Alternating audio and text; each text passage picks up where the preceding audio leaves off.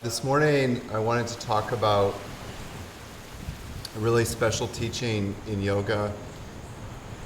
The Sanskrit word is Shraddha. Shraddha is basically faith, having faith. The basic teaching of Shraddha is that the bigger the faith, the bigger your life. The more faith that you have, the more that things will happen, the more likely it is to happen, the more bigger your life can be. It goes back to something I said yesterday, that the size of who you are has no relationship to what we can actually do in this life.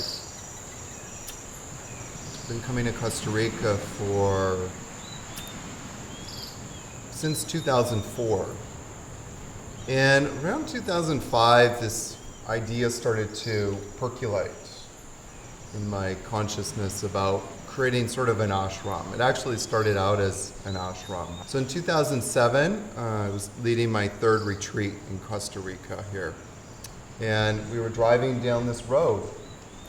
And the retreat center that we were going to was about 8 kilometers down the road that way. And we were driving by, and there was this sign outside, the Century 21 sign outside. We pulled up to the gate, and these very angry dogs came running up to us, barking their heads off. And then this very angry French woman came up and told us to get lost. Her exact words were, "No, go away." And we actually told Marie right then and there that if we bought the property, that her and the dogs had to come with the property. And they're still here. But I like telling the story because the whole process has been about coming back to faith so many times. There's been so many obstacles. But oftentimes we'll support each other by just reminding each other to have faith. It's going to work out.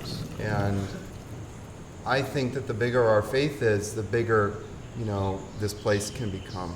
I mean, who knew 5 years ago that this angry French woman telling us to get lost would become our mother and cook at Blue Osa?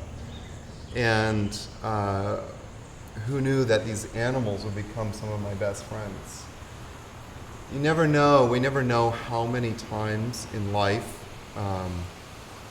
we close doors that are opening for us. And all we need to do is just walk through those doors and say yes. I think it was Eleanor Roosevelt said, "When are we going to say a big hearty yes to our great adventure?" And it's there for us. But we just need to have faith. We can cultivate faith in our yoga practice. Our yoga practice helps us to come back to what's most important, what's in our hearts. The Sanskrit word for this idea of what's in our heart is dharma. What's our dharma? What is our life path? And I believe many times that when we feel really happy in life, when we are really doing well, it's because we're in touch with that dharma. Adam often jokes with me and says, if you start doing yoga, your life will change. And it's truth. Your life will begin to change because your dharma starts to become more revealed. And as it becomes more revealed, as it becomes more clear, your faith can become stronger because you just have a deep sense of knowing that where you're going is where you're meant to be. I invite you to start to pay attention and listen. And it's not that you need to plant anything there. The answers will just come from a deep place of stillness. It doesn't come from trying to wrangle it out of you. The best inspirations I have sometimes are the most quiet, calmest moments in my yoga practice when my mind is completely still. And you begin to hear something much deeper, much more profound and sweeter. 2 days ago, I talked about this idea of coming back to stillness. The yogis call stillness anahata, which means unstruck sound. So when we meditate, we start to hear the unstruck sound of nada. Nada means nothingness.